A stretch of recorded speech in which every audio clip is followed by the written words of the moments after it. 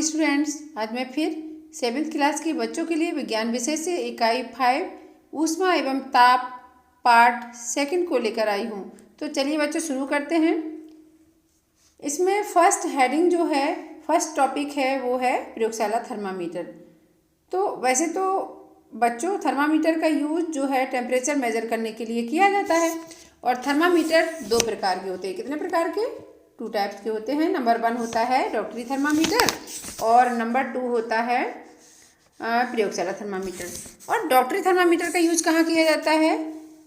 मनुष्य के बॉडी का टेम्परेचर लेने के लिए, ठीक है। और अब सेकंड जो है प्रयोगशाला थर्मामीटर। प्रयोगशाला थर्मामीटर का यूज कहाँ किया जाता है? ये वस्तुओं के प्रयोगशाला थर्मामीटर का यूज प्रयोगशाला में वस्तुओं के टेम्परेचर को मेजर करने के लिए किया जाता है, ठीक है ना।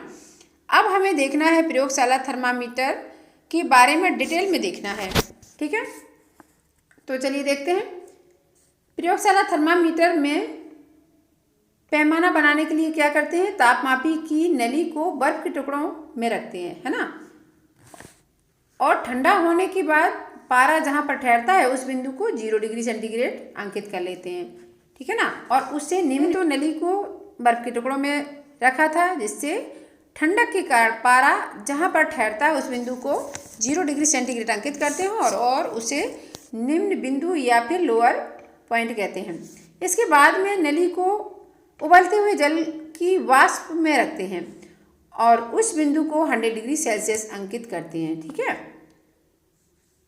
100 डिग्री सेल्सियस अंकित करते हैं और इस बिंदु को क्या कहते हैं? उच्च बिंदु या हायर पॉइंट कहते हैं, ठीक है। इन दोनों बिंदुओं के बीच की जो लंबाई है, मान लीजिए ये है, ठीक है। ये आपका थर्मामीटर है, प्रयोगशाला थर्मामीटर ही है ये प्रयोगशाला थर्मामीटर है।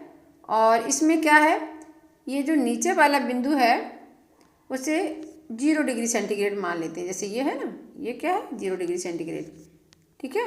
ये 0 डिग्री सेंटीग्रेड है। और जो जब जलवाष्प में थर्मामीटर को रखा था तो क्या है? 100 डिग्री सेंटीग्रेड पर अंकित करते हैं उसको, यानी तो उसे क्या मान लेते हैं? उसको निम्न बिंदु को 0 डिग्री सेंटीग्रेड और उच्च बिंदु को 100 डिग्री सेंटीग्रेड मानते हैं, ठीक है। अब होता क्या है कि जो 0 डिग्री सेंटीग्रेड से लेकर के, यानी यहाँ से लेकर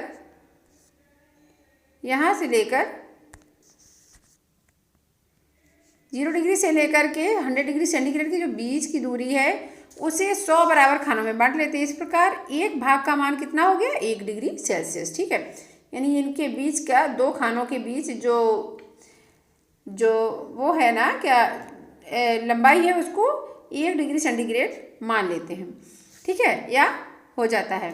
तो अब देखिए क्या है, अब ये तो डिग्री सेल्सियस हो गया। नेक्स्ट है फ़ारेनहाइट। प्रयोगशाला थर्मामीटर भी डिग्री सेल्सियस और फ़ारेनहाइट दोनों में ही होता है। फ़ारेनहाइट पैमाने में क्या होता है कि जो अधो बिंदु यानी निम्न बिंदु को क्या करते हैं? 32 डिग्री सेंटीग्रेड और उच्च बिंदु यानी हायर पॉइंट को 2 से 12 डिग्री सेंटीग्रेड पर अंकित कर लेते हैं, है ना। और इन दोनों बिंदुओं के बीच यानी निम्न बिंदु, लोअर पॉइंट और हायर पॉइंट के बीच का जो दूरी है उसको कितने भागों में बांट लेते हैं? 1 से 80 बराबर भागों में बांट लेते हैं, 180। इस प्रकार एक भाग 1 डिग्री फ़ारेनहाइट हो जाता है, ठीक है। मान लीजिए फ़ारेनहाइट पैमाने की बात कर रहे हैं तो क्या है, जैसे सपोज ये आपका, ये तो डिग्री सेल्सियस में था। अब फ़ारेनहाइट में क्या करेंगे? निम्न बिंदु पर किस नंबर पर अंकित होगा? 32, ठीक है। 32 निम्न बिंदु 32 पर अंकित होगा, 32 डिग्री फ़ारेनहाइट पर। और हायर पॉइंट होता है वो 212 पर अंकित होगा। और इन दोनों के बीच की दूरी को 1 से 80 बराबर भागों में बांट लेंगे। इस प्रकार एक भाग 1 डिग्री फ़ारेनहाइट का हो जाएगा। अब आगे देखते हैं। आगे है अतः सेल्सियस पैमाने पर 100 खाने, है ना। जो सेल्सियस पैमाना था उसमें कितने खाने थे? 100। और फ़ारेनहाइट पर कितने खाने थे? 180, ठीक है। यदि सेल्सियस पैमाने पर ताप C और फ़ारेनहाइट पैमाने पर F है तो क्या करना है? तो सेल्सियस पैमाने में जो बीच की दूरी कितने भागों में बांट ली थी? 100 में, ठीक है। और फ़ारेनहाइट में फ़ारेनहाइट में 1 से 80 बराबर भागों में बांट ली थी। तो वही है C/100 इक्वल्स टू F-32/180। ठीक है, इसमें क्या है F-32 यानी F-32 है, ये लोअर पॉइंट है। ठीक है, अब हम इसको और छोटा कर लेते हैं। 0 से 0 कैंसिल हो जाती है और 2 से इसको कैंसिल कर देते हैं। 2 5 जा 10 होता है और 2 9 जा 18। तो हुआ क्या, फॉर्मूला छोटे रूप में क्या हुआ, C/5 इक्वल्स टू F-32/9। इस फॉर्मूले का यूज़ कहाँ करते हैं, जब डिग्री सेल्सियस को फ़ारेनहाइट में कन्वर्ट करना होता है तब भी इसका यूज़ करते हैं, और फ़ारेनहाइट को सेल्सियस में कन्वर्ट करना होता है तब भी इसका यूज करते हैं। ठीक है, अब होता क्या है कि सपोज़ आपकी बॉडी का यानी कि एक हेल्दी पर्सन की बॉडी का सेल्सियस में टेम्परेचर कितना हुआ, 37 डिग्री सेल्सियस। ठीक है, तो हम क्या करेंगे, सेल्सियस में कितना था, सेल्सियस में था C डिग्री इक्वल्स टू 37। अब इस 37 को क्या करेंगे, हम यहाँ पर रख देते हैं, C की जगह पर रख देते हैं और फिर सॉल्व करते हैं, है ना। जैसे 30 सॉल्व करते हैं और क्रॉस मल्टीप्लाई होता है। इसके बाद जब पूरा सॉल्व हो जाता है तो आएगा फ़ारेनहाइट में क्या वैल्यू आएगी, 98.6 डिग्री फ़ारेनहाइट। इसी प्रकार अगर हम फ़ारेनहाइट को सेल्सियस में कन्वर्ट करेंगे तो क्या करेंगे, जैसे अपनी एक F की जगह पर क्या रख देंगे, 98.6 डिग्री फ़ारेनहाइट, और बाकी जो है सॉल्व कर लेंगे तो सेल्सियस में वैल्यू निकल आएगी और वो सेल्सियस में होगी 37 डिग्री सेल्सियस। ठीक है, तो कहने का मतलब ये फॉर्मूला का यूज़ कहाँ होता है बच्चों, सेल्सियस को फ़ारेनहाइट में, फ़ारेनहाइट को सेल्सियस में कन्वर्ट करने के लिए, और इस पे बेस्ड जो है सम्स आते हैं। ठीक है, अब आगे देखते हैं बच्चों क्या है इसमें, कि सेल्सियस ताप और फ़ारेनहाइट ताप में संबंध से किसी वस्तु का ताप एक पैमाने पर माप कर दूसरे पैमाने में बदला जा सकता है। ठीक है, अब हम नेक्स्ट पॉइंट क्या देखेंगे, ऊष्मा की अवधारणा। चलिए ऊष्मा की अवधारणा एक्टिविटी के माध्यम से देखते हैं। क्या होता है कि सबसे पहले क्या करना है, एक भगोने में पानी भरकर उसे जलते स्टोव पर रखकर गर्म करना है। ठीक है, और सेकंड पॉइंट, जब भगोने का पानी उबलने लगे तो उसे प्लेट से ढक दें और उसको देखें, अवलोकन करें। ऐसा कि घरों में देखते हैं, आपने बच्चों देखा भी होगा कि घर में पानी या दूध उबल रहा होता है तो क्या होता है कि दूध या पानी उबल रहा होता है और उसको हम ढक्कन से ढक देते हैं, तो क्या होता है, बार बार ढक्कन ऊपर नीचे उठता है, ऊपर उठता है फिर गिर जाता है, ऊपर उठता है फिर गिर जाता है, ऐसा होता है ना। तो ढक्कन में ऊपर उठने के लिए एनर्जी कहाँ से मिली, ऊष्मा से मिली, गर्माहट से मिली, है ना। तो वही बोला है कि प्लेट में जो प्लेट ऊपर नीचे हो रही है और पानी की भाप बाहर निकल रही है। जब पानी को गर्म करते हैं अर्थात ऊष्मा देते हैं तो पानी उबलने लगता है और वाष्प में बदल जाता है, जिसके फलस्वरूप प्लेट ऊपर नीचे होने लगती है। भाप द्वारा प्लेट को ऊपर नीचे करने की क्षमता ऊष्मा से प्राप्त हो रही है, अतः ऊष्मा में कार्य करने की क्षमता होती है। हम जानते हैं कि कार्य करने की क्षमता ऊर्जा कहलाती है। ठीक है, अतः ऊर्जा भी एक प्रकार की ऊष्मा है। कहने का मतलब बच्चों, जो आपने पानी गर्म किया था और भगोने को ढक्कन से ढक दिया था, तो जब पानी उबल रहा था उसी समय आपने भगोने को ढक्कन से कवर कर दिया, तो हुआ क्या, वो ढक्कन ऊपर नीचे हो रहा है। अब ऊपर नीचे ऐसे कैसे जादू से हो रहा है, ये जो आप ये स्टोव जला रहे हैं ना, जो ऊष्मा दे रहे हैं ना, ऊष्मा के कारण ही पानी में ऊर्जा उत्पन्न हो गई है। जो ऊर्जा क्या कर रही है, ढक्कन को बार बार ऊपर उठा रही है ना, ऊपर उठा रही है और फिर गिर जा रहा है, ऊपर उठ रहा है गिर जा रहा है। तो ये जो एनर्जी यानी ऊर्जा जो बनी है वो किससे बनी है, ऊष्मा से, और ऊष्मा भी एक ऊर्जा का रूप है ना। तो कार्य करने की क्षमता को क्या कहते हैं बच्चों, ऊर्जा। तो जो ढक्कन को उठाने का जो काम हो रहा है वो किसकी वजह से संभव हुआ है, ऊर्जा की वजह से। किसकी वजह से, ऊर्जा की वजह से। ठीक है ना। अब ऊष्मा क्या है, ऊष्मा भी एक प्रकार की ऊर्जा है। अब नेक्स्ट क्रियाकलाप के माध्यम से क्या समझेंगे कि एक बर्तन में ठंडा पानी लेकर के ठंडा पानी लेकर प्रयोगशाला तापमापी से उसका ताप ज्ञात करना है। ठीक है, यानी एक बर्तन में ठंडा पानी लें और प्रयोगशाला तापमापी से उसका टेम्परेचर पता करें। फिर क्या करना है, धातु के एक टुकड़े को गर्म करके ठंडे पानी में डाल दें। ठीक है, कुछ समय बाद पानी का ताप पुनः ज्ञात करें। तापमापी के पाठ्यांक में क्या अंतर दिखाई देता है ये पता करें।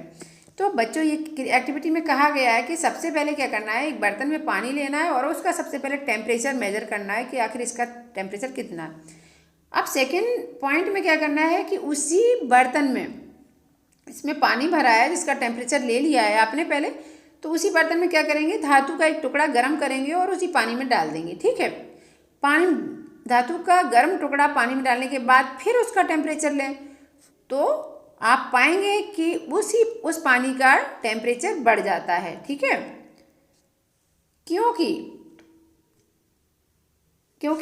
आपने देखा कि दूसरी बार क्या होता है, दूसरी बार पानी का ताप बढ़ गया। किसके कारण बढ़ गया, जिससे तापमापी का पाठ्यांक, यानी धातु का गर्म टुकड़ा डाला था, इसके कारण पानी का ताप बढ़ गया था, जिससे तापमापी का पाठ्यांक यानी रीडिंग भी बढ़ गई थी। इससे क्या होता है, इससे क्लियर होता है कि धातु के गर्म टुकड़े से ऊष्मीय ऊर्जा का प्रभाव ठंडे पानी की ओर होता है। कहने का मतलब, हमेशा ऊष्मा का प्रभाव अधिक ताप से कम ताप की ओर होता है ना। तो आपको अभी बता ही दिया कि ऊष्मा एक प्रकार की ऊर्जा है और जिसका प्रभाव अधिक ताप से कम ताप की वस्तु की ओर होता है। ठीक है, जैसे आपने अभी देखा कि गर्म धातु का टुकड़ा कैसा था, गर्म, और पानी नॉर्मल था, है ना। तो जो धातु का टुकड़ा गर्म था उसकी ऊष्मा ठंडे पानी में मिल गई, है ना। ठंडे पानी का यानी नॉर्मल जो वाटर था उसका टेम्परेचर कम था, किसकी तुलना में, गर्म टुकड़े की तुलना में। इसलिए ऊष्मा का प्रभाव किधर से हुआ, ज़्यादा टेम्परेचर से, यानी अधिक टेम्परेचर से कम टेम्परेचर की ओर। ठीक है, तो ऊष्मा का जो फ्लो होता है अधिक टेम्परेचर से कम टेम्परेचर की वस्तु की ओर होता है। अब ऊष्मा का मात्रक देखते हैं बच्चों। ऊष्मा ऊर्जा का ही रूप है। ठीक है, ऊष्मा जो है ऊर्जा का ही रूप है, अतः इसे मापने के लिए ऊर्जा के मात्रकों का उपयोग किया जाता है। और ऊर्जा क्या है, ऊर्जा का मात्रक SI जूल है, यानी ऊर्जा का SI मात्रक क्या है, जूल। SI मीन्स स्टैंडर्ड जो यूनिट है वो जूल है और इसलिए ऊष्मा मापन का भी मात्रक जूल है, यानी ऊर्जा का जो मात्रक है वही ऊष्मा का मात्रक है, क्योंकि ऊष्मा भी ऊर्जा का एक रूप है। ऊष्मा के दूसरे मात्रक क्या है, कैलोरी, किलो कैलोरी भी प्रचलित है। अब आगे देखते हैं। 1 ग्राम शुद्ध जल का ताप 14 यानी 14.5 डिग्री सेंटीग्रेड से 15.5 डिग्री सेंटीग्रेड या सेल्सियस तक, अर्थात 1 डिग्री सेल्सियस बढ़ाने के लिए आवश्यक ऊष्मा की मात्रक को 1 कैलोरी कहते हैं। यानी 1 ग्राम शुद्ध जल का ताप 14.5 डिग्री सेल्सियस से 15.5 डिग्री सेल्सियस तक, अर्थात 1 डिग्री सेंटीग्रेड बढ़ाने के लिए आवश्यक ऊष्मा की मात्रा को 1 कैलोरी कहते हैं, है ना। ये है 1 कैलोरी इक्वल्स टू, क्या इसकी वैल्यू है, 1 कैलोरी इक्वल्स टू होता है 4.18 joule. 1 kilo calorie equals to 1000 calorie. अब 1000 कैलोरी को क्या करना है, जूल में कन्वर्ट करना है, तो क्या करेंगे हम, 1 कैलोरी इक्वल्स टू था 4.18, तो इसमें हम मल्टीप्लाई करेंगे। ठीक है, किससे, जो 1000 कैलोरी है उसमें 1 कैलोरी की वैल्यू से मल्टीप्लाई करेंगे, तो जैसा कि ये दिया है 4.18 मल्टीप्लाई 10 टू पावर 3। ठीक है, तो ये हो गया जूल में, है ना। 1 किलो कैलोरी का वैल्यू जूल में क्या हो गया, 4.18 मल्टीप्लाई 10 टू पावर 3। आगे देखेंगे ऊष्मा का मापन एवं निर्भरता। ऊष्मा का मापन और निर्भरता क्या है, किसी वस्तु के ताप में वृद्धि, किसी वस्तु में ताप की वृद्धि के लिए आवश्यक है ऊष्मा कई कारणों पर डिपेंड करती है। किसी वस्तु के टेम्परेचर में जो वृद्धि होती है वो कई फैक्टर पर डिपेंड करती है। एक इसमें क्या करना है, एक एक्टिविटी के माध्यम से समझते हैं। एक कप पानी को उबालने में कम ऊष्मा देनी पड़ती है, जबकि भगोने में रखे पानी को गर्म करने के लिए, उबालने के लिए अधिक ऊष्मा की जरूरत पड़ती है, अर्थात अधिक ऊष्मा की मात्रा जरूरी होती है, आवश्यक होती है। तो कहने का मतलब अगर कम पानी है तो कम ऊष्मा देनी पड़ेगी, है ना, और अधिक पानी है तो उसमें अधिक ऊष्मा या गर्माहट की जरूरत पड़ेगी। किसी वस्तु में के ताप में वृद्धि करने के लिए आवश्यक ऊष्मा की मात्रा को Q से डिनोट करते हैं। उस वस्तु के द्रव्यमान पर डिपेंड करती है, निर्भर करती है। ठीक है, यानी किसी वस्तु के ताप में अगर वृद्धि करना है तो उसकी आवश्यक ऊष्मा जो है उसके द्रव्यमान पर निर्भर करती है, कितनी चीज़ का कितना भार है उस पर। ठीक है, तो Q प्रोपोर्शनल M। ठीक है, अब क्या ऊष्मा की मात्रा और अन्य फैक्टर पर भी निर्भर करती है, कहा गया है क्या ऊष्मा की मात्रा अन्य फैक्टर पर भी निर्भर करती है। तो क्रियाकलाप के माध्यम से समझेंगे। कांच के दो बीकर लें, कांच के दो बीकर लेना है। एक बीकर में आधा भाग पानी भरें। जल का ताप थर्मामीटर की सहायता से ज्ञात कर लें। ठीक है, यह जल का प्रारंभिक ताप है। यानी ये दो बीकर लेना है, एक बीकर में आधा बीकर पानी भर देना है और उसका टेम्परेचर ले लेना है थर्मामीटर की हेल्प से, और जो भी टेम्परेचर आएगा वो प्रारंभिक टेम्परेचर होगा। सेकंड पॉइंट में, जब इस जल को स्पिरिट लैंप की सहायता से गर्म करें तो जल का ताप प्रारंभिक ताप से 20 डिग्री सेल्सियस बढ़ जाए। यानी जब स्पिरिट लैंप की सहायता से तो इतना गर्म करना है कि जल का ताप जो है प्रारंभिक ताप से 20 डिग्री सेंटीग्रेड बढ़ जाए। साथ ही यह भी नोट करें कि ताप वृद्धि में कितना समय लगा। यानी पानी को इतना गर्म करना है कि प्रारंभिक ताप से 20 डिग्री सेंटीग्रेड बढ़ जाए और उसका टाइम भी नोट कर लेना है। फिर दूसरे बीकर में पहले बीकर के बराबर जल लेकर उसे इतना गर्म करें कि जल का ताप प्रारंभिक ताप से 40 डिग्री बढ़ जाए। इसी के साथ ताप वृद्धि में समय भी नोट कर लें कि अब देखिए इसमें क्या कहा गया है कि दूसरा बीकर लिया, जो हम दूसरा बीकर लेंगे उसमें उतना ही पानी पहले बीकर की तरह, जितना पहले बीकर में था उतना ही पानी इतना गर्म करें कि प्रारंभिक ताप का 40 डिग्री सेल्सियस तक उसका टेम्परेचर बढ़ जाए। और साथ ही ये भी नोट करना है 40 डिग्री सेंटीग्रेड ताप बढ़ाने के लिए कितना समय जरूरी लगा, तो ये भी नोट करना है। तो आपने क्या देखा कि दूसरे बीकर के जल को गर्म करने से पहले बीकर की अपेक्षा अधिक समय लगा। कहने का मतलब दूसरे बीकर के जल को गर्म करने में पहले बीकर की अपेक्षा अधिक समय लगता है। इससे निष्कर्ष निकलता है कि अधिक ताप तक गर्म करने पर अधिक और कम ताप पर गर्म करने पर कम ऊष्मा लगती है। ठीक है, यानी कम ताप पर गर्म करने के लिए कम ऊष्मा की ज़रूरत होती है और ज़्यादा ताप बढ़ाने के लिए ज़्यादा ऊष्मा की ज़रूरत पड़ती है। ठीक है बच्चों, अब ये देखिए क्या है, ऊष्मा की मात्रा क्या होती है, Q से डिनोट करते हैं। वस्तु के ताप में अंतर, क्या प्रारंभिक ताप और अंतिम ताप में जो अंतर है उसे तापांतर कहते हैं, उसको डेल्टा T से डिनोट करते हैं। ठीक है, इसको लिखने के बजाय हम डेल्टा T भी लिख सकते हैं। ऊष्मा की मात्रा Q तापांतर पर निर्भर करती है, Q प्रोपोर्शनल डेल्टा T। आगे देखते हैं बच्चों क्रियाकलाप 6 में क्या बोला है, कांच के दो बीकर लेना है A और B। ठीक है, उसका आधा भार देना है। ठीक है, और दूसरे बीकर में भी आधा भाग, कहने का मतलब फर्स्ट बीकर में आधा भाग पानी भर देना और सेकंड बीकर में आधा भाग तेल भर देना है। ठीक है, और दोनों बीकरों को बारी बारी से स्पिरिट लैंप की सहायता से 3 मिनट तक गर्म करते हैं। यानी दोनों जो जार हैं उनको स्पिरिट लैंप की हेल्प से 3 मिनट तक गर्म करते हैं। थर्मामीटर की सहायता से दोनों बीकरों में रखे द्रवों का ताप नोट करते हैं और दोनों द्रवों में से किस द्रव का ताप अधिक है, बताइए बच्चों। एक बर्तन में, एक जार में रखा है पानी और एक दूसरे जार में रखा है तेल और दोनों को बराबर समय तक गर्म किया। तो अब बराबर समय तक गर्म करने के बाद हम देखते हैं थर्मामीटर की हेल्प से उसका टेम्परेचर नोट करते हैं कि किसका टेम्परेचर ज़्यादा है। तो आप पाएंगे ऑयल का टेम्परेचर ज़्यादा है क्योंकि इसकी विशिष्ट ऊष्मा ज़्यादा होती है। ठीक है, कहने का मतलब तेल का ताप अधिक है। इससे निष्कर्ष निकलता है कि समान द्रव्यमान की भिन्न भिन्न वस्तुओं को समान समय तक समान परिमाण में ऊष्मा देने पर, गर्म करने पर उनके ताप में वृद्धि अलग अलग होती है। क्या बोला गया है? समान द्रव्यमान की भिन्न भिन्न वस्तुएं, यानी समान द्रव्यमान की अलग अलग वस्तुओं को समान समय तक गर्म करने पर उनके ताप में वृद्धि अलग अलग होती है, क्योंकि वस्तुएं भिन्न भिन्न है ना, इसलिए उनके ताप में भी अंतर होता है। इससे ये क्लियर होता है कि किसी पदार्थ के ताप में निश्चित वृद्धि के लिए आवश्यक ऊष्मा की मात्रा उस पदार्थ के द्रव्यमान और ताप के अलावा एक और फैक्टर पर डिपेंड करती है। वह फैक्टर है विशिष्ट ऊष्मा।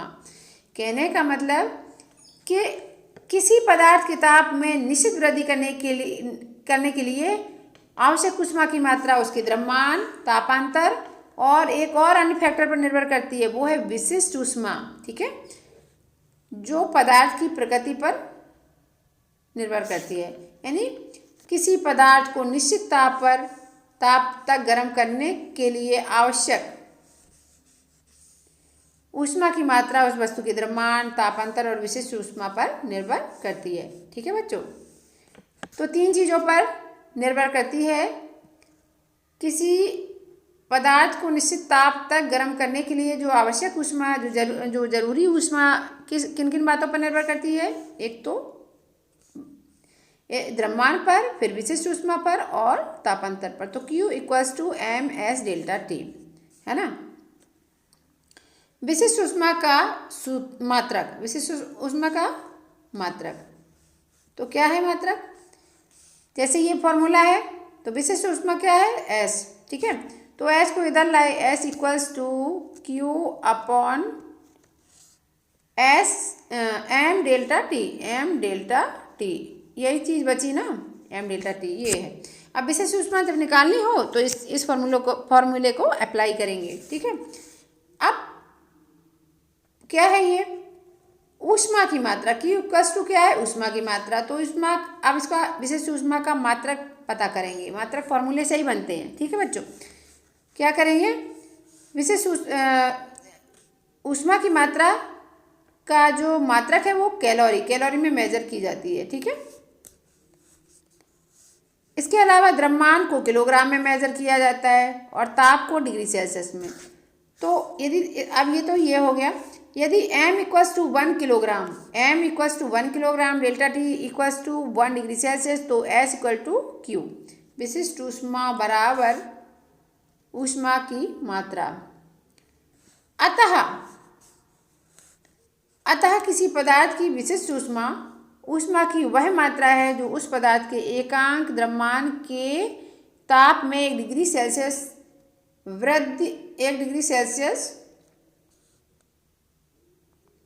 तक परिवर्तन के लिए आवश्यक होती है।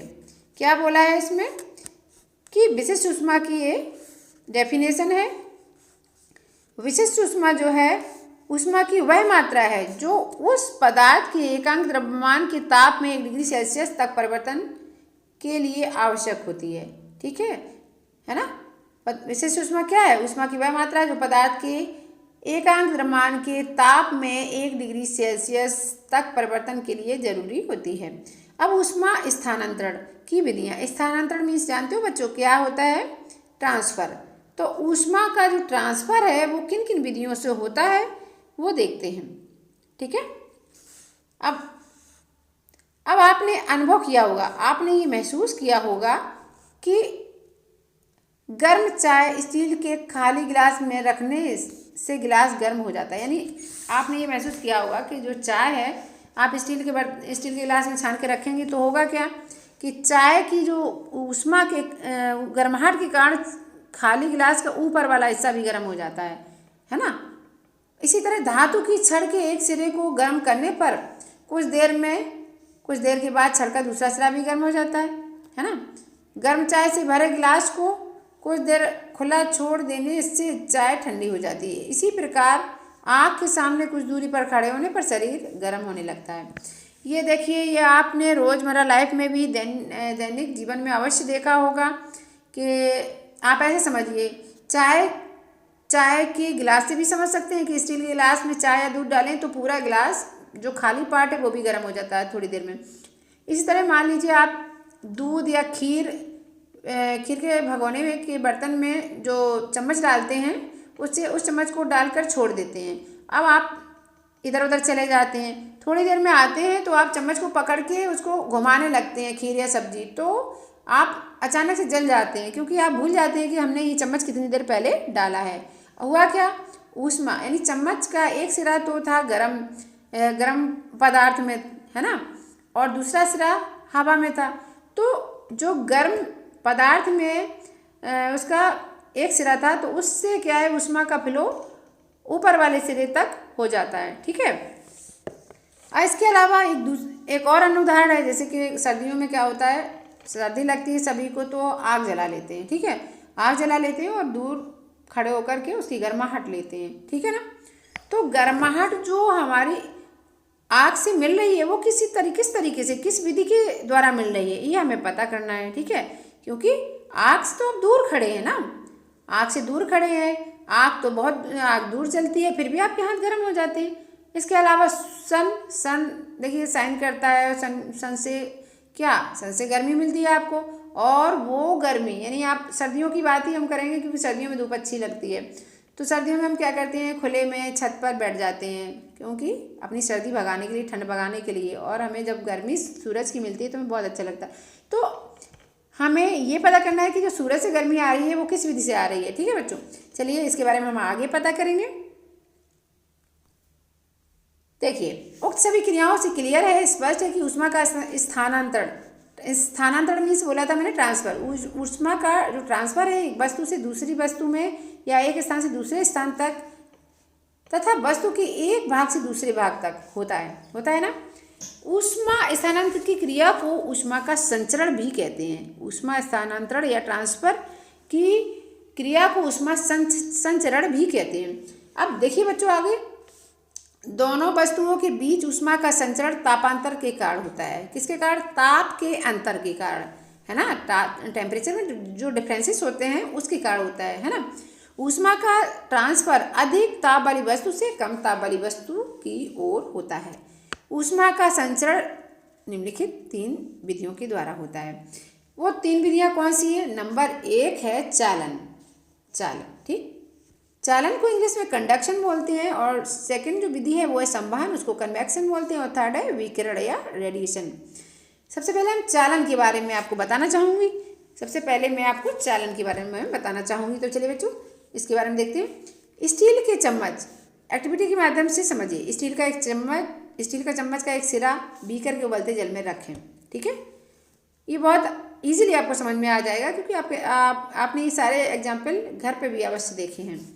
चम्मच के दूसरे सिरे को हाथ से पकड़े रहें। ठीक है, यानी चम्मच के एक सिरे को तो उबलते हुए पानी में रख दिया और दूसरे सिरे को हाथ से पकड़ते रहें। क्या होता है अब देखते हैं। चम्मच का एक सिरा ऊष्मा मिलने के कारण धीरे धीरे काफ़ी गर्म हो जाता है। चम्मच का दूसरा सिरा है, दूसरा सिरा, जो सिरा उबलते हुए पानी में है उसकी बात तो करेंगे नहीं, जो हवा में है ना, वो सिरा भी धीरे धीरे गर्म हो जाता है। आप सोचते होंगे कि उबलते जल की ऊष्मा चम्मच के एक सिरे से दूसरे सिरे तक कैसे पहुंची। क्या कोई जादू तो नहीं है ना कोई तो रीज़न होगा पहुंचने का, तो उसी रीज़न को हम पता लगाएंगे बच्चों, है ना, एक्टिविटी के माध्यम से। क्या है, आपको ये पता है बच्चों कि प्रत्येक पदार्थ अणुओं से मिलकर बना है ना। प्रत्येक पदार्थ किससे मिलकर बना है? अणुओं से। यानी हम ये भी कह सकते हैं कि पदार्थ की सबसे छोटी इकाई क्या है? अणु। क्या है? अणु। ठीक है। अब चम्मच का जो सिरा उबलते जल में है उसका ताप बढ़ता है। ठीक है, और तब अणु अपनी ऊष्मा अपने पड़ोसी अणु को दे देते हैं। पुनः ये अणु अपने पड़ोसी अणु को ऊष्मा स्थानांतरित कर देते हैं। इस प्रकार ऊष्मा अधिक ताप से कम ताप के सिरे तक पहुंच जाती है ना। और कुछ समय बाद चम्मच के दोनों सिरे गर्म हो जाते हैं। यानी जो सिरा ठंडा होता है वो भी गर्म हो जाता है कुछ समय बाद। ऊष्मा संचरण की यह विधि चालन कहलाती। क्या कहलाती? चालन। मान लीजिए जैसा कि अभी बताया मैंने कि पदार्थ परमाणु अणुओं से मिलकर बना होता, तो ये अणु है। क्या है? अणु। ठीक है, अभी ये अणु है, मैं यूं ही रफली बता दे रही हूँ, ये अणु है। ठीक है, ये अणु है। अब जैसे यहाँ वाला हिस्सा है उबलते हुए जल में रखा है, ये कोई मान लीजिए छड़ है आयरन की, तो होता क्या है, ये अणु, इस अणु को हीट मिली, ये अणु हीट पाकर क्या करेंगे, जो भी इनके पास, ये जो अणु हीट पा रहे हैं वो क्या करेंगे, जिसके पास हीट नहीं है उन अणुओं को ट्रांसफ़र कर देंगे, यानी अपने पड़ोसियों को दे देंगे। ठीक है, इसको दे दी, इसने क्या किया, इसको दे दी, इसने इसको दे दी, इसने इसको दे दी, इसने इसको दे दी, इसने इसको दे दी। इस तरह से पूरा, यानी जो सिरा ठंडा था वो भी गर्म हो गया। ठीक है, ऊष्मा स्थानांतरण की इस विधि को क्या कहते हैं, चालन या कंडक्शन कहते हैं। ठीक है, अब दूसरी एक्टिविटी के माध्यम से भी समझ लेते हैं बच्चों। क्या करते हैं हम, लोहे की एक पटरी लेते हैं, लोहे की पटरी लेना है एक एक्टिविटी के लिए। पटरी के ऊपर समान दूरी पर मोम की सहायता से 4 पिने चिपका देते हैं, मोम की हेल्प से। ऐसे नहीं चिपकेंगे, मोम की हेल्प से ही चिपकेंगे। अब हमें क्या करना है बच्चों, अब पटरी को मेज, यानी पटरी को चित्र के अनुसार मेज पर रखकर इसके एक सिरे को ईंट से दबा देते हैं और गर्म करने पर पिने एक एक दबा देते हैं और दूसरे सिरे को स्पिरिट लैंप की सहायता से गर्म करते हैं। अब क्या होता है वो हम देखेंगे। गर्म करने पर होता है क्या है, पिनें एक एक करके गिरने लगती हैं। कौन सी पिन पहले गिरती है, जिस सिरे को गर्म कर रहे हैं उसके पास वाली पिन नंबर 4 सबसे पहले गिरती है। तो चलिए आइए देखते हैं चित्र को। देखिए, ये आपने ये क्या किया, ये एक स्केल है, ठीक है, पटरी है, ठीक है। इसमें क्या किया है कि इसमें 4 पिनें वैक्स की सहायता से लगा दी, ठीक है, 1 2 3 4। अब हमें क्या करना है, इस स्केल को गर्म करना है। ये स्पिरिट लैंप रखी है, इसकी सहायता से गर्म करते हैं। तो जब यहाँ से यहाँ पर छड़ गर्म होगी तो क्या होगा, यहाँ से जो छड़ का जो भाग गर्म नहीं है वो धीरे धीरे जो वो क्या है, ऊष्मा जो है ट्रांसफ़र होती रहेगी।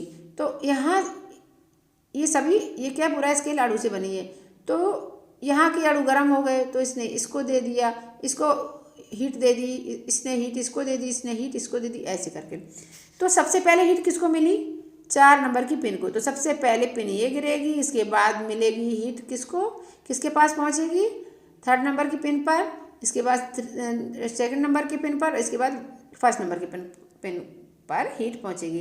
तो सबसे पहले जो पिन गिरेगी वो 4 नंबर की, फिर 3rd नंबर की, फिर 2 नंबर की, फिर 1 नंबर की, ठीक है बच्चों।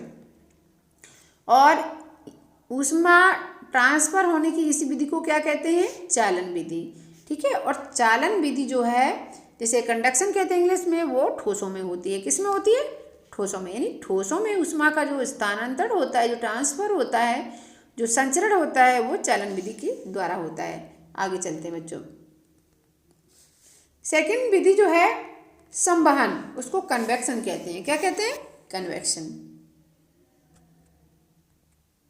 ठीक है। द्रवों तथा गैसों में ऊष्मा का स्थानांतरण चालन विधि द्वारा संभव नहीं है। द्रव और गैसों में चालन के द्वारा संभव नहीं है। तो किसके द्वारा, किस विधि द्वारा संभव है, वो है संवहन द्वारा। किसके द्वारा, संवहन द्वारा। तो चलिए क्रियाकलाप को समझते हैं। कांच का एक फ्लास्क लेते हैं। सबसे पहले इसके आधे भाग तक पानी भरें और पानी में सावधानी पूर्वक क्या करना है, पोटेशियम परमैंगनेट, यानी पोटेशियम परमैंगनेट क्या है, लाल दवा का एक कण डालते हैं फ्लास्क के बीच में। जैसे फिर क्या करना है, फ्लास्क को गर्म करते हैं स्पिरिट लैंप की सहायता से, धीरे धीरे गर्म करना है, क्योंकि फ्लास्क जो है कांच का है, एकदम से नहीं कर सकते। तो ये देखिए, ये क्या है, पानी में, ये क्या है, पानी में थोड़ा एक छोटा सा कण पोटेशियम परमैंगनेट का डाल दिया है, लाल दवा का डाल दिया है। और अब डालने के बाद इसको गर्म करते हैं, इस पानी को। पानी में उठने वाली रंगीन धाराओं को ध्यान से देखना है बच्चों, क्या दिखाई पड़ता है ये भी नोटिस करना है। आप देखते हैं कि फ्लास्क की पेंदी से जल की लाल पतली धाराएं नीचे से ऊपर की ओर उठती दिखाई देती हैं तथा कुछ समय बाद चक्कर काटती हुई ये पुनः वापस पेंदी पर आ जाती है। ऐसा क्यों होता है बच्चों, ऐसा क्यों हो रहा है, आइए जाने। फ्लास्क की तली के जल के अणु पहले गर्म होते हैं और ये अणु अपने पास के ठंडे जल के अणुओं की अपेक्षा हल्के होने के कारण पानी की सरफेस की ऊपर जाते हैं, पानी की ऊपरी सरफेस की ओर जाते हैं और ऊपरी सरफेस के जल के अणु नीचे की ओर आते हैं। ये अणु भी गर्म होकर फिर ऊपर उठते हैं। यह प्रक्रिया लगातार चलती रहती है और धीरे धीरे जल गर्म हो जाता है। यह उक्त प्रक्रिया में ऊष्मा का स्थानांतरण गर्म भाग से ठंडे भाग की ओर अणुओं की गति के कारण होता है। ऊष्मा स्थानांतरण की इस प्रक्रिया को संवहन कहते हैं। क्या कहते हैं? संवहन। इसमें क्या हुआ बच्चों, एक बार फिर समझ लीजिए कि जो फ्लास्क है पानी से भरा, तो थोड़ा सा उसको खाली रखा। अब क्या किया है, उसमें थोड़ी लाल दबा के कड़े डाल दिए और फिर इसको स्पिल लैंप की सहायता से धीरे धीरे गर्म करते हैं। होता क्या है कि जो स्प्रेड यानी पानी की बॉटम में जो अणु हैं वो गर्म होते हैं। गर्म होने के बाद वो हल्के हो जाते हैं, गर्म होते ही हल्के हो जाते हैं और वो ऊपर की ओर यानी ऊपरी सरफेस की ओर उठते हैं। फिर क्या होता है, जो ठंडे अणु नीचे आते हैं, ठंडे अणु फिर गर्म होकर हल्के हो जाते हैं और ऊपर की ओर चले जाते हैं। इसी प्रकार हर ठंडा अणु नीचे आता है और गर्म होकर ऊपर जाता है, फिर गर्म अणु ऊपर चला जाता है और ठंडा अणु नीचे आ जाता है, नीचे ऊष्मा पाकर गर्म हो जाता है और फिर वापस ऊपर चला जाता है। इस तरह से यह क्रिया लगातार चलती रहती है और फ्लास्क का या बर्तन का पानी पूरा के पूरा गर्म हो जाता है। ठीक है बच्चों, और इस तरह यानी पानी के गर्म होने की इस विधि को संवहन या कन्वेक्शन कहते हैं। आगे देखते हैं बच्चों, संवहन धाराओं का दैनिक जीवन में उपयोग। क्या उपयोग है? घरों कारखानों से निकलने वाला धुआं तथा गर्म गैसें संवहन धाराओं के कारण ऊपर उठकर चिमनी द्वारा बाहर निकलती। कहने का मतलब जो गर्म गैसें, जैसे हम लोग खाना बनाते हैं, ठीक है, और उसमें क्या होता है, जब भी कोई सब्जी फ्राई करते हैं, दाल फ्राई करते हैं, तो क्या है, वो गर्म गैसें निकलती हैं। ठीक है, अब गर्म गैस होती है जो हल्की होती है, ठीक है, हल्की होने के कारण ऊपर चली जाती है, जिससे जो हमारी किचन में एग्जॉस्ट फैन लगा होता है वो क्या करता है, उस गर्म गैस को खींच करके बाहर निकाल देता है। ठीक है ना, जिससे क्या होता है, अंदर जो भी मिर्ची की तीखी गंध भरी है वो बाहर निकल जाती है। ठीक है ना, तो संवहन धाराओं का जो दैनिक जीवन में यही यूज है कि घर और कारखानों से निकलने वाला धुआं तथा गर्म गैसें संवहन धाराओं के कारण ऊपर उठकर चिमनी द्वारा बाहर निकल जाती हैं। सेकेंड है, श्वसन क्रिया में निकली वायु सामान्य वायु की तुलना में गर्म होती है। कहने का मतलब है, जो हम सांस लेते हैं और सांस छोड़ते हैं, सांस छोड़ने में कार्बन डाइऑक्साइड गैस निकालते हैं, तो वो चूँकि हमारे बॉडी से निकलती है, लंग से निकलती है ना, नाक के द्वारा, तो वो गर्म होती है ना। तो नम तथा कम घनत्व वाली होती है, और नम भी होती है और कम घनत्व वाली होती है, कम जगह घेरती है, और ये ऊपर उठकर क्या करती है, खिड़की दरवाजे तथा रोशनदान से बाहर निकल जाती है। गर्म गैस जो होती है वो खिड़की दरवाजे, नम तथा कम घनत्व वाली होती है और ये ऊपर उठकर खिड़की दरवाजे या रोशनदान से बाहर निकल जाती है। अब कमरे तथा हाल से गर्म वायु निकालने के लिए क्या होता है, कमरे तथा हाल से गर्म वायु निकालने के लिए छत के पास, अब देखिए क्या है, कमरे तथा हाल से निकलने वाले गर्म वायु निकालने के लिए छत के पास दीवार में बड़े गोलाकार छेद में एग्जॉस्ट फैन लगा देते हैं, और कमरे तथा हाल में ठंडी तथा स्वच्छ हवा खिड़की दरवाजे से आती है। कहने का मतलब गर्म हवा एग्जॉस्ट फैन से निकलती है और ठंडी हवा, स्वच्छ हवा खिड़की और दरवाजे से आती है। ठीक है ना, आगे है विकिरण। विकिरण क्या है, तीसरी जो ऊष्मा ट्रांसफर की जो विधि है वो है विकिरण। इसको इंग्लिश में रेडिएशन कहते हैं। क्या कहते हैं, रेडिएशन। यह ऊष्मा संचरण की तीसरी विधि है जिसमें ऊष्मा का स्थानांतरण एक स्थान से दूसरे स्थान तक बिना किसी माध्यम के होता है। स्थानांतरण की इस विधि को विकिरण कहते हैं। इस विधि के द्वारा किसी गर्म वस्तु से अपने चारों ओर ऊष्मा की किरणें उसी प्रकार फैलती हैं जिस प्रकार विद्युत बल्ब या जलती हुई मोमबत्ती से प्रकाश की किरणें फैलती हैं। अच्छा बच्चों, एक बात बताइए, आग से जब हाथ आप सेकते हैं तो कैसे ऊष्मा आपके हाथ तक आ जाती है, बताइए। आपने हाथ न तो आग में रखा है और ना ही हाथ गर्म पानी में है ना। कहने का मतलब आप आपको जो आग से गर्मी मिल रही है, आपने डायरेक्टली हाथ अपना आग में तो नहीं रखा, फिर भी आपका हाथ गर्म हो रहा है, कैसे हो रहा है? ठीक है। अब देखिए, क्रियाकलाप के माध्यम से देखते हैं कि जो आग से हम हाथ गर्म करते हैं दूर खड़े होकर, वो किस विधि के द्वारा हमारे हाथ गर्म हो रहे हैं या हमारे हाथों तक ऊष्मा किस विधि के द्वारा आ रही है। चलिए एक्टिविटी को देखते हैं। इसमें एक्टिविटी क्या करते हैं, एक मोमबत्ती जलाकर खड़ी करें। ठीक है, एक कैंडल को जलाएं और उसको खड़ा कर दें। एक थर्मामीटर को हाथ से पकड़कर मोमबत्ती की लौ से थोड़ी दूर रखें। कुछ देर बाद थर्मामीटर की रीडिंग लें। रीडिंग में क्या अंतर दिखाई देता है? कहने का मतलब मोमबत्ती जलाएं और एक थर्मामीटर को हाथ से पकड़ करके मोमबत्ती की लौ से थोड़ी दूर रखें और फिर थर्मामीटर का रीडिंग लें और रीडिंग में क्या अंतर दिखाई देता है ये देखना है। चलिए, थर्मामीटर के पाठांक में वृद्धि होती है, यानी रीडिंग में वृद्धि होती है। क्या थर्मामीटर द्वारा प्रदर्शित ताप वृद्धि ऊष्मा स्थानांतरण की चालन तथा संवहन विधि के कारण है? क्या ये बोला गया है कि जो थर्मामीटर की रीडिंग में वृद्धि हुई है वो किस विधि के कारण हुई है? क्या संवहन द्वारा हुई, क्या चालन द्वारा हुई? नहीं। अगर नहीं हुई है तो क्यों, इसको समझिए। वायु ऊष्मा की कुचालक होने के कारण थर्मामीटर की घुंडी तक ऊष्मा का स्थानांतरण चालन विधि से नहीं हुआ है। सेकेंड है, मोमबत्ती की लौ के आसपास की गर्म वायु हल्की होने के कारण ऊपर की ओर जाती है। ऊष्मा का स्थानांतरण संवहन विधि से नहीं हुआ, यानी ये क्लियर हो चुका है कि ऊष्मा का स्थानांतरण न ही चालन से हुआ है न ही संवहन से हुआ है। तो फिर किस विधि से हुआ है ये देखते हैं। क्लियर है, स्पष्ट है कि थर्मामीटर की घुंडी किसी अन्य विधि से गर्म हुई है। इस विधि को विकिरण या रेडिएशन कहते हैं। इस विधि में ऊष्मा स्थानांतरण के लिए दो वस्तुओं के बीच किसी माध्यम की नीड नहीं हुई है। विकिरण की क्रिया निर्वात में भी हो सकती है।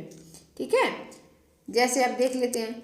जैसे सूर्य और पृथ्वी के बीच बहुत बड़ा निर्वात है, बहुत बड़ा भाग निर्वात है, यानी वहाँ कोई वायु नहीं है। निर्वात मीन्स जहाँ पर कोई भी वायु ना हो। सूर्य की ऊष्मीय ऊर्जा निर्वात से होते हुए पृथ्वी तक पहुँचती है।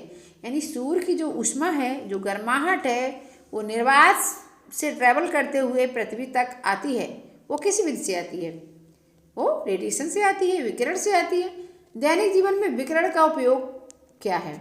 जाड़े के दिनों में आग या विद्युत हीटर के सामने बैठने पर गर्म महसूस होता है। आग अथवा विद्युत हीटर की ऊष्मीय ऊर्जा विकिरण द्वारा बिना बीज के स्थान को गर्म किए सीधे हमारे पास पहुंच जाती है। कहने का मतलब है कि आग से हमारे हाथों का गर्म होना, सूर्य से पृथ्वी तक ऊष्मा पहुंचना, ये सब विकिरण विधि द्वारा ही संभव है। ठीक है, चलिए, ऊष्मा के कुछ सुचालक और कुचालक। सुचालक, ऊष्मा की बात कही है, यानी सुचालक मतलब जिसमें से ऊष्मा का प्रवाह हो सके उसे सुचालक कहते हैं। कु मतलब नहीं, चालक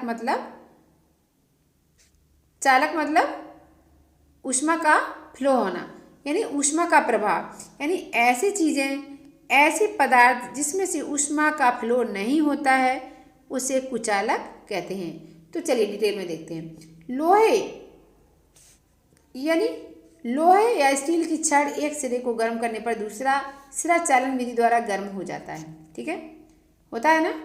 जैसे अभी देखा था, स्टील की चम्मच जब गर्म दूध में गर्म पानी में डालते हैं तो उसका एक सिरा गर्म पानी या दूध में रहता है, लेकिन दूसरा सिरा अपने आप गर्म हो जाता है। ठीक है, ये चालन विधि के द्वारा गर्म हो जाता है। जबकि सूखी लकड़ी के डंडे के एक सिरे को गर्म करने पर दूसरा सिरा छूने पर गर्म प्रतीत नहीं होता है। तो ये क्या है? लकड़ी जो है ऊष्मा का कुचालक है और लोहा, स्टील या धातु या अन्य धातु ऊष्मा की सुचालक है ना। स्टील या लोहे में ऊष्मा सुगमता पूर्वक से ट्रांसफर होती है, स्थानांतरित होती है, परंतु सूखी लकड़ी में ऐसा नहीं होता है। जिन पदार्थों से ऊष्मा का संचरण यानी ट्रांसफर सुगमता से होता है उससे ऊष्मा का सुचालक कहते हैं, जैसे लोहा, एल्युमिनियम, कॉपर आदि। ठीक है बच्चों, तो ऐसे पदार्थ जिसमें से ऊष्मा का फ्लो या स्थानांतरण सुगमतापूर्वक से होता है उसे सुचालक कहते हैं, ऊष्मा के सुचालक। और जिसमें से ऊष्मा का फ्लो नहीं होता है उससे ऊष्मा का कुचालक कहते हैं। जिन पदार्थों में, वही बोला है, जिन पदार्थों में ऊष्मा का संचरण सुगमता से नहीं होता उन्हें क्या कहते हैं? कुचालक। जैसे लकड़ी, कांच, कागज, ऊन, पोर्सिलेन, वायु आदि। अच्छा बच्चों, एक बात और समझ लीजिए, जो चालन की तीनों विधियां हैं उसमें से जो ऊष्मा स्थानांतरण की तीनों विधियां, उसमें से चालन विधि जो है ठोसों में, चालन विधि के द्वारा ठोसों में ऊष्मा का स्थानांतरण होता है और संवहन विधि के द्वारा द्रवों में। और रेडिएशन यानी विकिरण के द्वारा जो संवहन होता है उसमें किसी भी माध्यम की जरूरत नहीं पड़ती है। विकिरण के द्वारा जो ऊष्मा का संवहन, ऊष्मा का संचरण होता है उसमें किसी भी माध्यम की जरूरत नहीं पड़ती है। अब आगे एक और क्रियाकलाप देखते हैं बच्चों। क्रियाकलाप के माध्यम से ज़्यादा समझ में आता है, इसलिए क्रियाकलाप पे विशेष ध्यान देना चाहिए। क्रियाकलाप 10 है, समान आकार एवं लंबाई की कांच तथा धातु की एक छड़ लें। कांच एवं धातु की एक छड़ लें, दोनों छड़ों पर समान दूरी पर मोम की सहायता से ड्राइंग बोर्ड पिन चिपकाएं। अब नेक्स्ट पॉइंट है, दोनों छड़ों को चित्र के अनुसार स्टैंड पर लगाकर इसके स्वतंत्र सिरे को थोड़ी दूरी पर रखकर एक स्पिरिट लैंप से गर्म करें। किस छड़ की कीलें सबसे पहले जल्दी गिरती हैं? चलो देखते हैं। ये जो है ये क्या है? ये इन्होंने एक्टिविटी में एपरेटस लगाया हुआ है। क्या किया गया है कि ये जो है ये दो छड़ हैं, ठीक है, कांच की छड़ है ये और ये है लोहे की छड़, धातु की छड़। कहने का मतलब एक स्टैंड के माध्यम से लगाया और इसमें बैक्स की सहायता से इसमें क्या लगाई? पिन लगाई। अब इसमें क्या किया? बीचों बीच स्पिरिट लैंप रख करके इसको, इन छड़ों को गर्म किया है। अब गर्म करने पर ये देखना है कि किन छड़ों की पिन पहले गिरती हैं, ठीक है। तो पता चलता है कि जो धातु की छड़ है उसकी पिन सबसे पहले गिरती है। क्यों? क्योंकि धातु जो है धातुओं में ऊष्मा का संचरण जो है फास्ट होता है, तेजी से होता है, जबकि कांच में ऊष्मा का संचरण स्लो होता है, ठीक है। तो धातु की छड़ में जो कीलें लगी हैं या पिन लगी है वो पहले गिरती हैं। इससे क्लियर है कि कांच की छड़ की तुलना में धातु की छड़ ऊष्मा की सुचालक है, ठीक है। आगे देखते हैं। सुचालक तथा कुचालक पदार्थों का दैनिक जीवन में क्या उपयोग है? नंबर 1 है, दैनिक जीवन में सुचालक तथा कुचालक पदार्थों का उपयोग सदैव होता रहा है। हर चीज़ की ज़रूरत होती है ना बच्चों। तो जैसे ऊष्मा होने के कारण पीतल, एल्युमिनियम के बने बर्तनों का उपयोग खाना बनाने में किया जाता है, ठीक है। कहने का मतलब जो धातुएं हैं ऊष्मा की अच्छी चालक होने के कारण क्या है, उन बर्तनों में का उपयोग खाना पकाने में किया जाता है, क्योंकि कम देर गर्म करने से उन्हें जल्दी हीट मिलेगी, जिसके माध्यम से खाना जल्दी कुक होगा, ठीक है। एंड सेकंड है, ऊष्मा के कुचालक होने के कारण धातु के बने बर्तनों के हैंडल के ऊपर लकड़ी, बांस, बेकेलाइट आदि चढ़ा देते हैं ताकि हैंडल गर्म ना हो और बर्तनों के गर्म होने पर इसे पकड़कर काम करने में आसानी हो। अब देखिए बच्चों, आपने अपने घर में देखा कुकर रखा है। कुकर के ढक्कन में जो हैंडल होता है, हैंडल के किनारे पर ब्लैक कलर की कवरिंग होती है, वो क्या होती है? वो बेकेलाइट की होती है और बेकेलाइट ऊष्मा का कुचालक है, यानी ऊष्मा फ्लो नहीं होती उसमें, ठीक है। अब वो बेकेलाइट का ढक्कन चढ़े हैंडल को पकड़ करके आसानी से गैस से उतार के रख देते हैं, क्योंकि बेकेलाइट की कवरिंग होने के कारण वो गर्म नहीं होता है, जिससे कि हम अपने हाथ से आराम से इजी ढंग से पकड़ लेते हैं और उठा के दूसरी जगह पर रख देते हैं। एंड सेकेंड एग्जाम्पल है, आपने अपने घरों में तवा जरूर देखा है। तवा में क्या होता है? तवा पूरा किसका बना होता है? आयरन का बना होता है। आयरन का बना होने के कारण आयरन में तो ऊष्मा का संबंध होता है ना, ऊष्मा फ्लो होता है, यानी पूरा गर्म हो जाता है बहुत ही जल्दी। तो जब हम रोटी बनाते हैं तवा तो गर्म होगा ही होगा। और क्या है, तवा को हटाने की भी ज़रूरत पड़ती है जब रोटी को बर्नर पर सेकते हैं। तो इसीलिए तो तवा को आसानी से हटाने के लिए क्या हुआ है, तवा के जो हैंडल है उसमें लकड़ी का भी एक हैंडल लगा दिया गया है, जिससे कि हम उसे तवे को आराम से इजीली पकड़कर दूसरी जगह पर शिफ्ट कर दें, क्योंकि लकड़ी से क्या है, ऊष्मा का फ्लो नहीं होता है और जिसके कारण वो लकड़ी का हैंडल गर्म नहीं होता है और हम उसको आसानी से उतार पाते हैं, ठीक है ना। तो ऊष्मा की कुचालक जो चीज़ें हैं उनका भी अपने डेली लाइफ में बहुत ही यूज है, ठीक है बच्चों। अब थर्ड पॉइंट है, बर्फ को पिघलने से बचाने के लिए क्या करते हैं। इसके चारों ओर लकड़ी का बुरादा या ऊनी कपड़ा लपेट देते हैं, इससे कि ऊष्मा का संचरण नहीं हो पाता। तो जो लकड़ी का बुरादा है या ऊनी कपड़ा ऊष्मा के कुचालक है, इसलिए इसका जो है बर्फ़ का टेम्परेचर नहीं बढ़ पाता है और बर्फ़ काफ़ी समय तक जमी रहती है, ठीक है।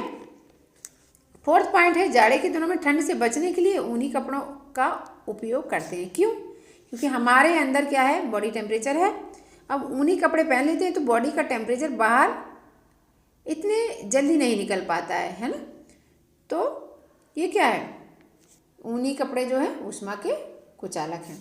अब चलिए नेक्स्ट पॉइंट है, पदार्थ की अवस्था परिवर्तन, यानी पदार्थ की अवस्था परिवर्तन के बारे में हम इस पॉइंट में देखेंगे, ठीक है बच्चों।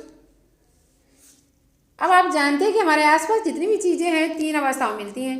जैसे आप देखेंगे, आप हम क्लासरूम की बात करें तो आपका डस्टर है ना, डस्टर है, टेबल है, चेयर है, ये सॉलिड फॉर्म में, बहुत सारी चीज़ें सॉलिड फॉर्म में है। मैंने 1-2 एग्जाम्पल आपको बता दिए। तो अब देखिए, पदार्थ की एक अवस्था के बारे में आपको पता चल गया, सॉलिड यानी ठोस फॉर्म में। अब आप अपनी वाटर बॉटल को भी ले लीजिए। वाटर बॉटल में जो बॉटल है वो तो सॉलिड फॉर्म में है, बट इसके अंदर जो पानी भरा है वो किस फॉर्म में, लिक्विड। अब लिक्विड किसे कहते हैं, यानी द्रव किसे कहते हैं, ऐसे पदार्थ जो फैलने पर एक जगह से दूसरी जगह रेंग कर चले जाते हैं, उसे क्या कहते हैं, द्रव। यानी ऐसे पदार्थ जिसमें बहने का गुण पाया जाता है उसे द्रव कहते हैं, ठीक है। अब थर्ड जो अवस्था है वो है गैस। अब आप देखते हैं कि जब भी घर में अगरबत्ती जलाते हैं तो अब अगरबत्ती की खुशबू पूरे घर में फैल जाती है, ठीक है। इसके अलावा क्या है कि जब भी हम परफ्यूम लगाते हैं तो परफ्यूम क्या है, पूरे घर में धीरे धीरे फैल जाती है। तो ये क्या है, कैसे फैलती है, क्योंकि इसमें जो गैस होती है, गैस के अणु सब जगह हवा के फ्लो के साथ फैल जाते हैं, ठीक है। तो ये तो गैस फॉर्म। या फिर हम देखते हैं कि जो कुकिंग गैस है जिसका नाम है एलपीजी जो है क्या है, वो गैस है ना, ठीक है ना। तो हमने देखा कि हमारे आसपास में जितनी भी चीज़ें वो 3 ही फॉर्म में, 3 ही स्टेट में मिलती है। नंबर 1 है सॉलिड, लिक्विड एंड गैस, ठीक है। अब इसको हम क्रियाकलाप के माध्यम से भी समझते हैं बच्चों। क्या है, विज्ञान की किट में क्या है, विज्ञान की किट में दिए गए बीकर में कुछ बर्फ के टुकड़े लीजिए, ठीक है। यानी बीकर में कुछ बर्फ के टुकड़े लेना है और उसे ट्राइपॉड स्टैंड पर रख करके लैंप से गर्म करना है। गर्म करने पर क्या होता है, गर्म होने पर परिवर्तनों को ध्यान में रखना है। कहने का मतलब आप विज्ञान किट ना सही अपने घर में भी कर सकते हैं। जैसे कि अपने घर में से क्या निकालना है, फ्रीजर में से एक आइस क्यूब निकालते हैं और उसको क्या करते हैं, एक छोटे से बर्तन में रखते हैं आइस क्यूब को और फिर गैस पर रखते हैं, यानी उसे गर्म करते हैं, बर्फ़ के टुकड़े को गर्म करते हैं। तो आप क्या देखते हैं, बर्फ़ है जो पानी में बदलने लगती है ना। बर्फ़ किस में बदलने लगती है, पानी में, ठीक है। ये तो एक परिवर्तन हो गया। अब अगर हम पानी को और गर्म करेंगे तो किस में बदलेगा, यानी 100 डिग्री सेंटीग्रेड पर उबलने तक गर्म करेंगे तो किस में बदलेगा, वाष्प में। अब चूंकि वाष्प जो है ये पानी की है तो हम इसको जलवाष्प बोलेंगे, वाटर वेपर बोलेंगे, ठीक है। तो इसमें क्या बोला है कि आप देखते हैं कि बर्फ जो सॉलिड फॉर्म में है, ठोस फॉर्म में पिघल कर पानी बनता है ना। और गर्म करेंगे पानी को तो क्या है, वाष्प बनता है, गैस के रूप में जो होती है। अतः ऊष्मा देकर किसी पदार्थ की अवस्था में परिवर्तन किया जा सकता है, बिल्कुल सही। कहने का मतलब है कि ऊष्मा यानी गर्माहट देकर किसी भी चीज़ की अवस्था में परिवर्तन किया जा सकता है। जैसे ये सॉलिड है, बर्फ सॉलिड है, बर्फ को गर्म किया, पानी बन गया। जो पानी जल क्या है, द्रव रूप है, बहने का गुण पाया जाता है। अब हम पानी को गर्म करेंगे उबलने तक, यानी 100 डिग्री सेंटीग्रेड तक गर्म करते हैं, है ना। 100 डिग्री सेंटीग्रेड तक ताप बढ़ता है, इसके बाद कोई ताप नहीं बढ़ता है, ठीक है। जब 100 डिग्री सेंटीग्रेड तक वाटर को गर्म करेंगे तो पानी की वाष्प बनने लगेगी, जो गैस का रूप होती है। इस प्रकार किसी जल वाष्प को ठंडा करने पर जल वाष्प जो पहले की तरह पानी में बदल जाती है और फिर बर्फ सॉलिड रूप में बदल जाती है ना। जल वाष्प जो गैस का रूप है, ठंडा किया तो क्या बन गई?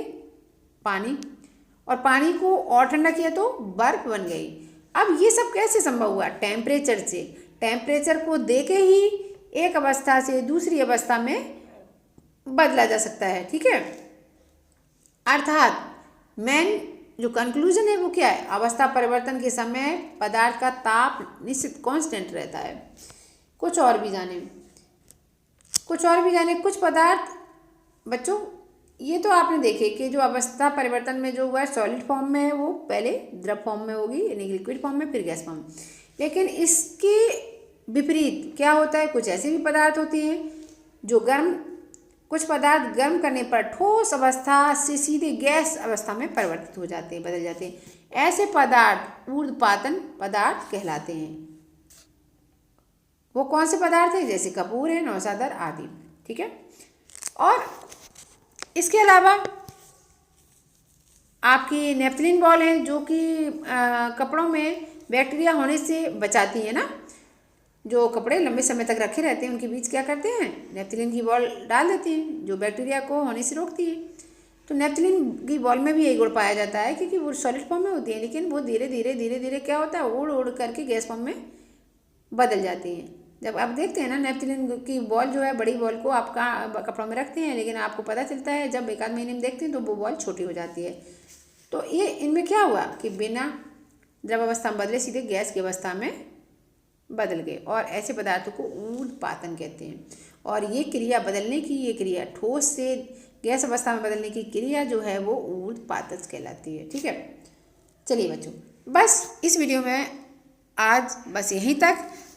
आई होप आपको सभी पॉइंट बहुत ही अच्छे से समझ में आए होंगे, और अगर समझ में आए होंगे यानी समझ में आए हैं तो इसे लाइक शेयर करें, और अगर नए चैनल पर न्यू हैं तो इसको सब्सक्राइब करें, ठीक है। तब तक के लिए बाय बच्चों। Okay, take care.